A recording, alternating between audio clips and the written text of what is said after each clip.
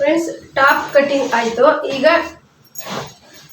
School uniform pant cutting. Pant normal ಆಗಿರುತ್ತೆ, ಅಂದರೆ Patel pant ಥರನೇ ಇರುತ್ತೆ, ತುಂಬ ದೊಗ್ಲವಾಗಿರಲ್ಲ, ನಾರ್ಮಲ್ ಪ್ಯಾಂಟ್ ಥರ ಇರುತ್ತೆ. ಫಸ್ಟ್ ನಾವು ಪ್ಯಾಂಟಿನ ಉದ್ದ ತಗೋಬೇಕು. ಫುಲ್ ಉದ್ದ ಬಂದ್ಬಿಟ್ಟು 38 ಇಂಚ್ ಇದೆ. ಸ್ಕೂಲ್ ಯೂನಿಫಾರ್ಮ್ ಆಗಿರೋದ್ರಿಂದ ನಾನು ಇವಳಿಗೆ 40 ಇಂಚ್ ತಗೊಳ್ತಾ ಇದ್ದೀನಿ. ಉದ್ದ ಬಂದ್ಬಿಟ್ಟು 40 ಇಂಚು. ನಾನೀಗ ಬಟ್ಟೆನ ಮಡ್ಚ್ಕೊಳ್ತಾ ಇದ್ದೀನಿ. ಫಸ್ಟು ಇದೇ ರೀತಿ ನಾವು ಹೇಗೆ ಡ್ರೆಸ್ಸಿಗೆ ಫೋಲ್ಡ್ ಮಾಡಿದ್ವೋ ಅದೇ ರೀತಿನೇ ಮಡ್ಚ್ಕೊಬೋದು. ಇದು ತುಂಬ ನೆರಿಗೆ ಏನು ಬೇಡ, ನಾರ್ಮಲ್ ಪ್ಯಾಂಟ್ ಆಗಿರೋದ್ರಿಂದ ನಾರ್ಮಲ್ ಇದೇ ರೀತಿ ಡ್ರೆಸ್ಸಿಗೆ ಯಾವ ರೀತಿ ಮಡ್ಚಿದ್ವಿ ಅದೇ ರೀತಿ ಮಡ್ಚಬೇಕು.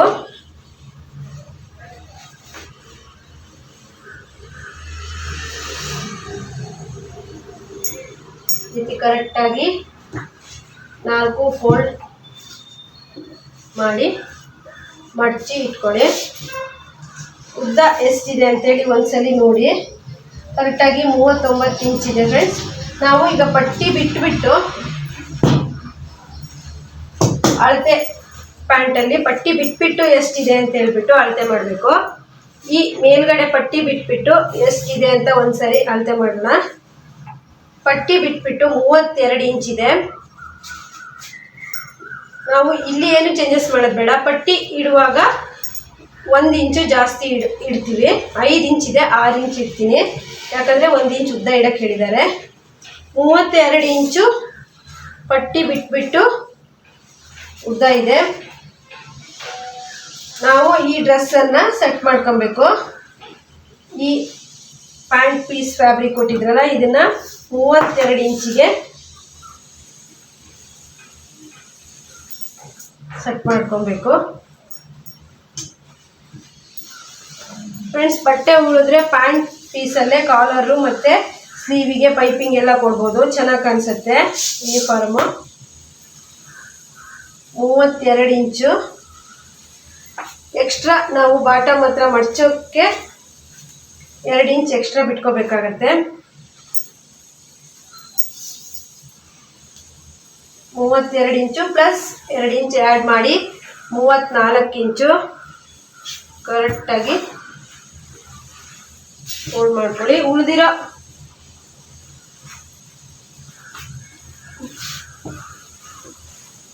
ನಾವು ಪಟ್ಟಿಯಲ್ಲಿ ತಗೊಳ್ಳೋಣ. ಈಗ ಪಟ್ಟಿ ಬಿಟ್ಬಿಟ್ಟು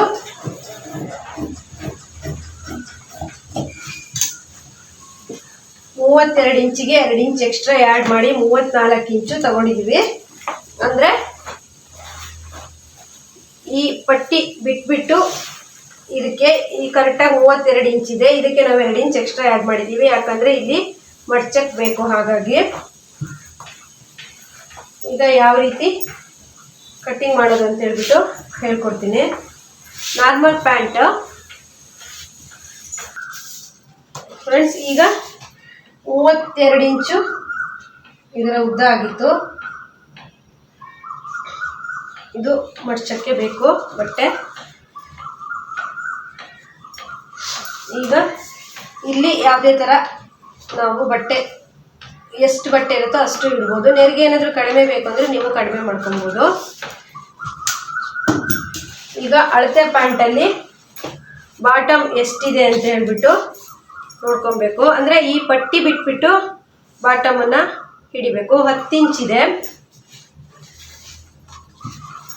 ಪಟ್ಟಿ ಬಂದ್ಬಿಟ್ಟು 5 ಇಂಚಿದೆ, ನಾನು 6 ಇಂಚ್ ಎಕ್ಸ್ಟ್ರಾ ಇಟ್ಕೊಳ್ತೀನಿ. ಮತ್ತು ಇಲ್ಲಿ ಲಾಡಿ ಹಾಕೋದಕ್ಕೆ ಮಡ್ಚೋದಕ್ಕೆ 2 ಇಂಚ್ ಎಕ್ಸ್ಟ್ರಾ, ಟೋಟಲ್ಲು 8 ಇಂಚು ಪಟ್ಟಿಗೆ ಇಟ್ಕೊತೀನಿ. ಈಗ ಇಲ್ಲಿ ಪಟ್ಟಿ ಮೇಲೆ 8 ಇಂಚ್ ಬಿಟ್ಬಿಟ್ಟು ಕೆಳಗೆ 10 ಇಂಚು, ಅಂದರೆ 16 ಇಂಚ್ ಆಗುತ್ತೆ ಫ್ರೆಂಡ್ಸ್.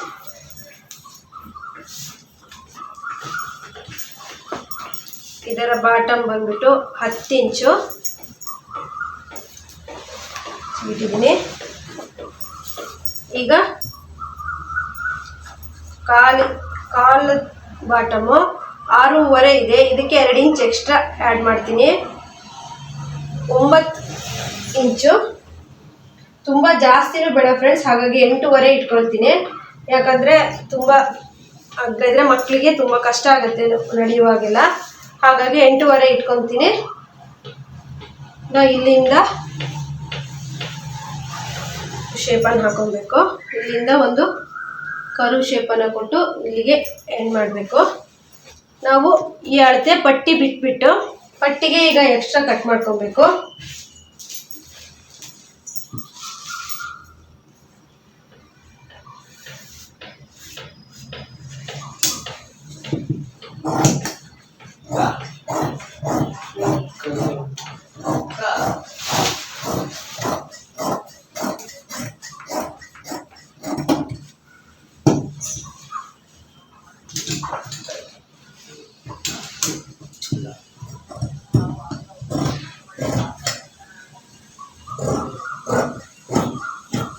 ಈಗ ಈ ರೀತಿ ಕಟ್ ಮಾಡಿ ಇದು 2 ಪ್ಯಾಂಟ್ನ ಡಿವೈಡ್ ಮಾಡ್ಕೋಬೇಕು.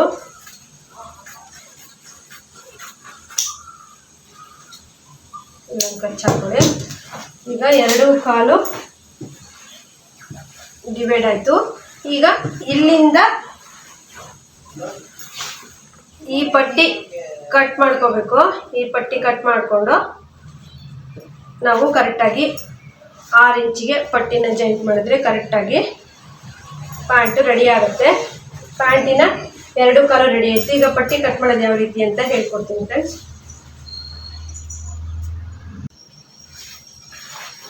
ಫ್ರೆಂಡ್ಸ್. ಪ್ಯಾಂಟಿನ 2 ಭಾಗ ಕಾಲು ಕಟ್ ಮಾಡಾಯಿತು. ಈಗ ಇದಕ್ಕೆ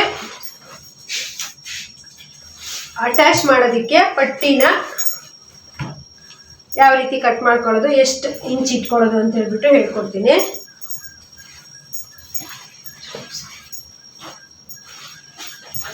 ಫ್ರೆಂಡ್ಸ್, ಪ್ಯಾಂಟಲ್ಲಿ ಬಟ್ಟೆ ಉಳಿಲಿಲ್ಲ ಅಂದರೆ ಈ ರೀತಿ ಕ್ರಾಸ್ ಬಟ್ಟೆ ಇರುತ್ತಲ್ವ, ಪೀಸ್ ಇರುತ್ತಲ್ಲ, ಇದನ್ನು ಜಾಯಿಂಟ್ ಮಾಡ್ಕೊಬೇಕು. ಇದನ್ನು ಜಾಯಿಂಟ್ ಹೇಗೆ ಮಾಡೋದು ಅಂತಂದರೆ ಈ ಅಗ್ಲ ಇರೋ ಪೀಸಿಗೆ ಈ ಚಿಕ್ಕದಿರೋ ಚೂಪ್ ಪೀಸನ್ನು ಸೇರಿಸ್ಬಿಟ್ಟು ಈ ರೀತಿ ಚೌಕಾಕಾರ ಬರೋ ರೀತಿ ಸೇರಿಸ್ಕೋಬೇಕು. ಈ ರೀತಿ 2 ಕಡೆನೂ ಸಹ ಹಾಗೆ ಸೇರಿಸ್ಕೋಬೇಕು. ಒಂದು ಸೈಡು ಚಿಕ್ಕದಾಗಿ ಶೇಪ್ ಬಂದಿರುತ್ತೆ, ಇನ್ನೊಂದು ಸೈಡು ದೊಡ್ಡದಾಗಿ ಬಂದಿರುತ್ತೆ. ಈ ರೀತಿ ಬಾಕ್ಸ್ ಶೇಪಲ್ಲಿ ಕಾಣಿಸ್ತಾ ಇರಬೇಕು. ಇದು 2 ಜಾಯಿಂಟ್ ಮಾಡಿ ಪಟ್ಟಿನ ಜಾಯಿಂಟ್ ಮಾಡ್ಕೊಂಡು ಹೊಲ್ಕೋಬಹುದು. ಬಟ್ಟೆ ಉಳಿದಿಲ್ಲ ಅಂದರೆ, ಬಟ್ಟೆ ಉಳಿದ್ರೆ ಇದೇ ಬಟ್ಟೆಯಲ್ಲೇನೆ ನೀವು ಪಟ್ಟಿನ ಕಟ್ ಮಾಡ್ಕೊಬೋದು. ಸಾಕಾಗತ್ತಾ ಅಂತ ಹೇಳ್ಬಿಟ್ಟು ನಾನು ಒಂದ್ಸತಿ ಚೆಕ್ ಮಾಡ್ತೀನಿ. ಪಟ್ಟಿ ಉದ್ದ ಬಂದ್ಬಿಟ್ಟು ಅಂದರೆ ಲಾಡಿ ಹಾಕೋದಕ್ಕೆ ಮಡ್ಚಿಬಿಟ್ಟು ಕರೆಕ್ಟ್ ಬಂದ್ಬಿಟ್ಟು 5 ಇಂಚಿದೆ. 5 ಇಂಚ್ ಉದ್ದ ಇದೆ. ಅಗಲ ಬಂದ್ಬಿಟ್ಟು ಪಟ್ಟಿ ಎಷ್ಟು ಉದ್ದ ಇದೆ ಅಂತ ನೋಡ್ತೀನಿ. 20 ಇಂಚಿದೆ. 20 ಇಂಚ್ ಇದೆಯಾ ಅಂತ ನೋಡ್ಕೊಬೇಕು. ಇದು 20 ಇಂಚ್ ಇಲ್ಲ. 20 ಇಂಚ್ ಬರಬೇಕು ಅಂದರೆ ಇಲ್ಲಿ ನೀವು ಬಟ್ಟೆ ಸಹ ಅಟ್ಯಾಚ್ ಮಾಡ್ಬೋದು. ಇಲ್ಲ ಅಂತ ಅಂದರೆ ಇದು ಕಾಲರ್ ಕೊಡೋದಕ್ಕೆ ಮತ್ತು ಕೈ ತೊಳಿಗೆ ಪೈಪಿಂಗ್ ಕೊಡೋದಕ್ಕೆ ಇಟ್ಕೋಬೋದು. ಇದೇ ಕ್ರಾಸ್ ಪೀಸನ್ನೇ ನೀವು ಜಾಯಿಂಟ್ ಮಾಡಿಬಿಟ್ಟು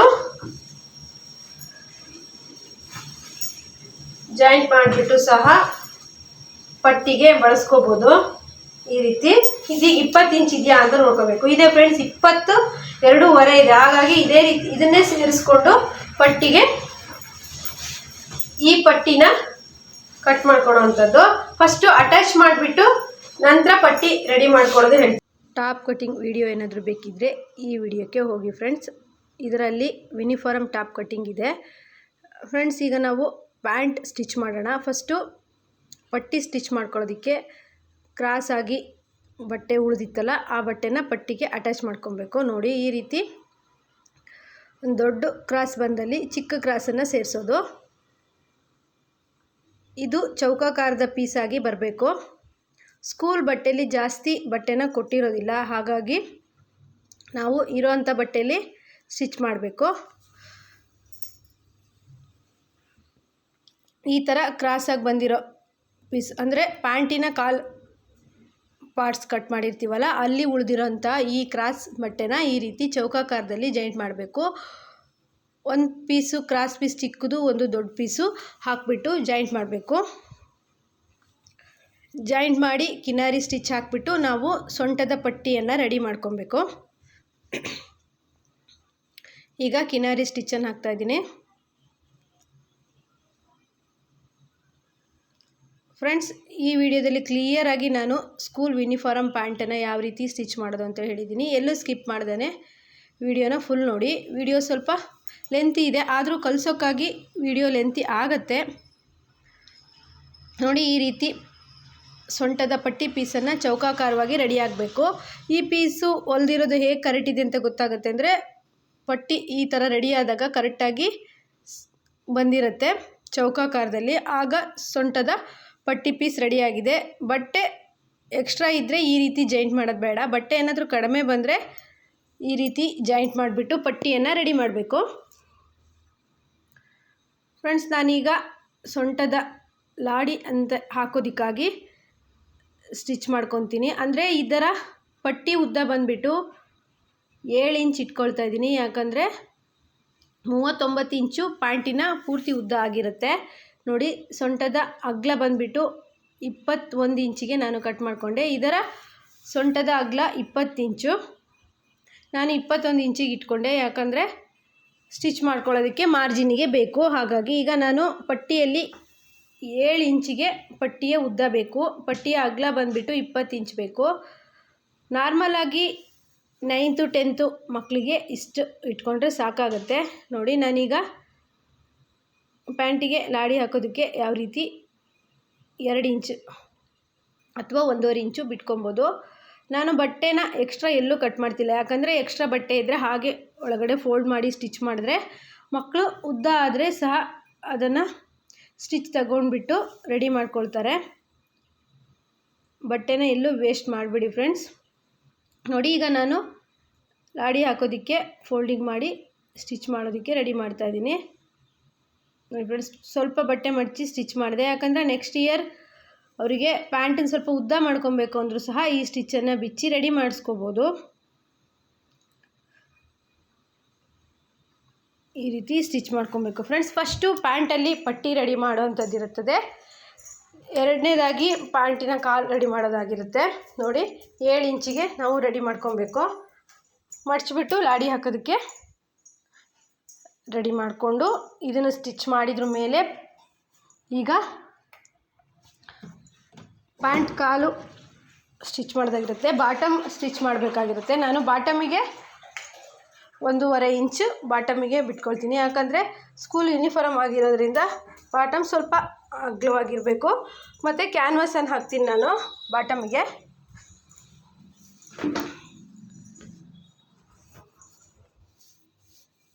ನೋಡಿ ಫ್ರೆಂಡ್ಸ್, ಕ್ಯಾನ್ವಾಸ್ ಪೇಪರಲ್ಲಿ ಸ್ಟ್ರೈಟಾಗಿ 1.5 ಇಂಚ್ ಕ್ಯಾನ್ವಾಸ್ 2 ಕಾಲು ಬಾಟಮಿಗೂ ಸಹ ನಾವು ಹಾಕೋಬೇಕಾಗುತ್ತೆ. 1.5 ಇಂಚ್ ಕ್ಯಾನ್ವಾಸನ್ನ ಕರೆಕ್ಟಾಗಿ ಅಳತೆ ಮಾಡಿ ಕಟ್ ಮಾಡ್ಕೊಳ್ಳಿ. 1.5 ಇಂಚ್ ಇಲ್ಲ ಅಂದರೂ ಬಟ್ಟೆ ಕಡಿಮೆ ಇದ್ದರೆ ನೀವು 1 ಇಂಚಿಗೆ ಸಹ ಕ್ಯಾನ್ವಾಸನ್ನ ಹಾಕೋಬೋದು, ಏನೂ ಪ್ರಾಬ್ಲಮ್ ಇಲ್ಲ. ಕ್ಯಾನ್ವಾಸ್ ಇಲ್ಲದೆ ಇರೋ ಹಾಗೇನೂ ಸ್ಟಿಚ್ ಮಾಡ್ಬೋದು. ಆದರೆ ಸ್ಟಿಫಾಗಿ ಯೂನಿಫಾರ್ಮ್ ಆಗಿರೋದ್ರಿಂದ ಕ್ಯಾನ್ವಾಸ್ ಹಾಕಿದ್ರೆ ತುಂಬ ಚೆನ್ನಾಗಿರುತ್ತೆ.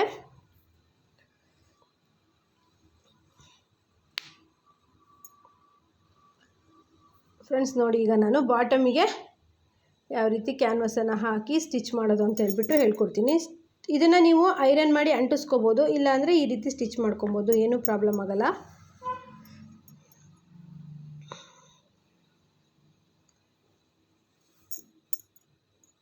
ಫ್ಯಾಬ್ರಿಕ್ನ ನೋಡಿಕೊಂಡು ಸ್ಟಿಚ್ ಮಾಡಿ. ಸೇಮ್ ಇರೋದ್ರಿಂದ ಉಲ್ಟಾ ಆಗೋ ಸಾಧ್ಯತೆ ಇರುತ್ತೆ. ಫ್ರೆಂಡ್ಸ್, ಈ ವಿಡಿಯೋದಲ್ಲಿ ನಾನು ಪ್ಯಾಂಟ್ ಕಟ್ಟಿಂಗು ಮತ್ತು ಸ್ಟಿಚಿಂಗನ್ನು ಹಾಕಿದ್ದೀನಿ. ನೆಕ್ಸ್ಟ್ ವಿಡಿಯೋದಲ್ಲಿ ಯೂನಿಫಾರ್ಮ್ ಸ್ಟಿಚಿಂಗ್ ಬರುತ್ತೆ. ಕಟ್ಟಿಂಗ್ ಮಾತ್ರ ಅಪ್ಲೋಡ್ ಮಾಡಿದ್ದೀನಿ.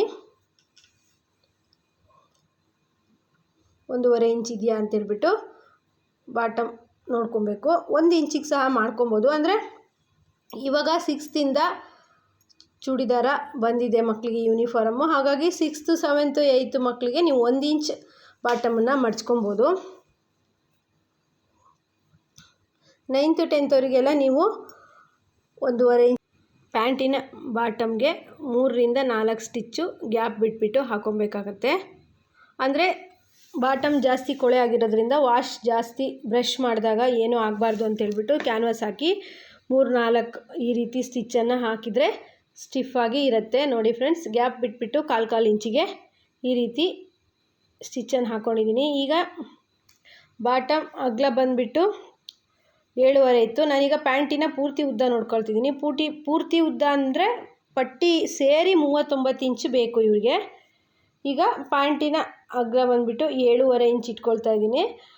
ಸ್ಕೂಲ್ ಯೂನಿಫಾರ್ಮ್ ಆಗಿರೋದ್ರಿಂದ ಬಾಟಮ್ ತುಂಬ ಅಗಲ ಏನು ಬೇಡ ಮಕ್ಕಳಿಗೆ. ಈ ರೀತಿ ಒಂದು ಸ್ಟ್ರೈಟಾಗಿ ಅಂದರೆ ಕರು ಶೇಪಲ್ಲಿ ಬರಬೇಕು. ಸೀಟಿನ ಅಗಲ ಬರೋ ಅಷ್ಟೊತ್ತಿಗೆ ಸ್ವಲ್ಪ ಕರುವಲ್ಲಿ ತಗೊಬರಬೇಕು. 2/4 ಪ್ಯಾಂಟನ್ನು ರೆಡಿ ಮಾಡಿಕೊಂಡು ನಂತರ ಸೀಟಿನ ಅಗಲವನ್ನು ಸೇರಿಸೋದಿರುತ್ತೆ ಪ್ಯಾಂಟಲ್ಲಿ. ತುಂಬ ಈಸಿ ಇದೆ ಫ್ರೆಂಡ್ಸ್ ಈ ಮೆಥಡು. ಈಗ 2 ಪ್ಯಾಂಟಿನ ಕಾಲು ರೆಡಿಯಾಗಿದೆ. ಈಗ ಸೀಟಲ್ಲಿ ನಾವು 2 ಕಾಲನ್ನು ಸೇರಿಸ್ಬೇಕು. ಹೇಗೆ ಅಂತ ನಾನು ಹೇಳ್ಕೊಡ್ತೀನಿ ನೋಡಿ. ನಾನು ಸೀಟಿನ ಅಗಲ ಹತ್ರ ಇಟ್ಕೊಳ್ತಾ ಇದ್ದೀನಿ. ಕರು ಬಂದಿತ್ತಲ್ಲ ಅಲ್ಲಿ 2 ಸೀಟಿನ ಅಗಲವನ್ನು ಈ ರೀತಿ ಅಂದರೆ 2 ಪ್ಯಾಂಟ್ ಕಾಲನ್ನು ಕರೆಕ್ಟಾಗಿ ಮೇಲ್ಭಾಗದಲ್ಲೇ ಇಟ್ಕೊಬೇಕು. ಉಲ್ಟಾ ಮಾಡಿ ಇಟ್ಕೊಬಾರ್ದು, ಸ್ಟ್ರೈಟಾಗಿ ಇಟ್ಕೊಬೇಕು. ಸೀಟಿನ ಅಗಲ ಒಂದು ತುದಿಯಿಂದ ಮತ್ತೊಂದು ತುದಿಗೆ ಕರೆಕ್ಟಾಗಿ ಜಾಯಿಂಟ್ ಮಾಡಿ 1/2 ಇಂಚ್ ಗ್ಯಾಪ್ ಬಿಟ್ಟು ಸ್ಟ್ರೈಟ್ ಮಾಡಿ. ಯಾವುದೇ ಕಾರಣಕ್ಕೂ ಪ್ಯಾಂಟನ್ನು ಉಲ್ಟಾ ಮಾಡ್ಕೊಂಬಿಡಿ, ಸೀದಾ ಇರಲಿ. ಈಗ ಸೀಟ್ ಬಂದಿರುತ್ತಲ್ಲ ಈ ತುದಿಯಿಂದ ಆ ತುದಿಗೆ 1/2 ಇಂಚಲ್ಲಿ ಸ್ಟಿಚ್ ಮಾಡಿ. ಇದಕ್ಕೆ ಯಾವ ರೀತಿ ಸೀಟಲ್ಲಿ ಬಟ್ಟೆನ ಕೊಟ್ಟು ಸ್ಟಿಚ್ ಮಾಡ್ತಿಲ್ಲ, ಮಕ್ಕಳಿಗಾಗಿರೋದ್ರಿಂದ ಕರೆಕ್ಟ್ ಆಗುತ್ತೆ. ತುಂಬ ದಪ್ಪನವರಿಗೆ ಈ ಪ್ಯಾಂಟ್ ಸ್ಟಿಚ್ ಮಾಡಿದರೆ ನೀವು ಸೀಟಿನ ಅಗಲದ ಹತ್ರ ಬಟ್ಟೆಯನ್ನು ಕೊಡಬೇಕಾಗತ್ತೆ ಎಕ್ಸ್ಟ್ರಾ. ಇದಕ್ಕೆ ಯಾವುದೇ ರೀತಿ ಬಟ್ಟೆನ ಕೊಡ್ತಾಯಿಲ್ಲ, ಸೀಟ್ ಹಾಗೇ ಜಾಯಿಂಟ್ ಮಾಡಿದೆ. ನೋಡಿ ಫ್ರೆಂಡ್ಸ್, ಸೀಟ್ ಜಾಯಿಂಟ್ ಆಯಿತು. ಈಗ ನಾವು ಪ್ಯಾಂಟಿನ ಪಟ್ಟಿಯನ್ನು ಮೇಲೆ ಕೊಡಬೇಕು. ನೆರಿಗೆ ಕೊಟ್ಬಿಟ್ಟು ಯಾವ ರೀತಿ ಪಟ್ಟಿಯನ್ನು ಕೊಡೋದು ಅಂತ ಹೇಳ್ಬಿಟ್ಟು ಈಗ ಹೇಳ್ಕೊಡ್ತೀನಿ ನೋಡಿ. ಈ ಥರ ಎಕ್ಸ್ಟ್ರಾ ಏನಾದರೂ ಹೆಚ್ಚಿಗೆ ಬಂದಿದ್ದರೆ ಸ್ಟ್ರೈಟಾಗಿ ಇಟ್ಕೊಂಡು ಮಡ್ಚ್ಕೊಂಡು ಸ್ಟ್ರೈಟ್ ಕಟ್ಟಿಂಗ್ ಮಾಡ್ಕೊಬೇಕು. ಇದೆಲ್ಲ ಈ ರೀತಿ ನೀಟಾಗಿ ಕಟ್ ಮಾಡಿಕೊಂಡೆ ಪಟ್ಟಿಯನ್ನು ಅಟ್ಯಾಚ್ ಮಾಡಬೇಕು. ಹಾಗೆ ಬಿಟ್ಟರೆ ಮತ್ತು ಪ್ಯಾಂಟು ಒಂದು ಸೈಡ್ ಉದ್ದ ಒಂದು ಸೈಡ್ ಗಿಡ್ಡ ಆಗುತ್ತೆ. ಈ ರೀತಿ ಮಧ್ಯದಲ್ಲಿ ಒಂದು ಕಚ್ಚಾಕಿ ಮಾರ್ಕ್ ಹಾಕಿ ಈಗ ಪಟ್ಟಿ ಮೇಲೆ ಪ್ಯಾಂಟ್ ಬಟ್ಟೆನ ಇಟ್ಬಿಟ್ಟು ನೆರಿಗೆ ಕೊಟ್ಟು ಸ್ಟಿಚ್ ಮಾಡೋವಂಥದ್ದು. 7 ಇಂಚ್ ಬೇಕು ಫ್ರೆಂಡ್ಸ್ ಪಟ್ಟಿ ಉದ್ದ. ಯಾಕಂದರೆ 39 ಇಂಚ್ ಆಗಿರೋದ್ರಿಂದ ಪಟ್ಟಿ 7 ಇಂಚ್ ಇಟ್ಕೊಂಡು ಉಳಿದಿರೋದೆಲ್ಲ ಪ್ಯಾಂಟಿಗೆ ಇಟ್ಕೊಂಡಿದ್ದೀನಿ. ಪಟ್ಟಿ ಅಗಲ ಬಂದುಬಿಟ್ಟು 20 ಇಂಚು. ಅಂದರೆ ಲಾಡಿ ಹಾಕಿ ಸರ್ಸೋಕ್ಕಾಗಿರೋದ್ರಿಂದ ಅಷ್ಟು ಬೇಕು. ನೀವು ಎಲಾಸ್ಟಿಕ್ ಏನಾದರೂ ಇಡೋದಾದರೆ ಇನ್ನೊಂದು ಸ್ವಲ್ಪ ಕಡಿಮೆ ಮಾಡ್ಕೊಬೋದು, 18 ಇಟ್ಕೊಬೋದು. ನೋಡಿ, ಪಟ್ಟಿ ಉದ್ದ ಬಂದುಬಿಟ್ಟು 7 ಇಂಚು. ನಾನು ಅಲ್ಲಿಗೆ ಲಾಡಿ ಹಾಕೋದಕ್ಕಾಗಿ ಮಡಚಿ ಸ್ಟಿಚ್ ಮಾಡ್ಕೊಳ್ತಾ ಇದ್ದೀನಿ.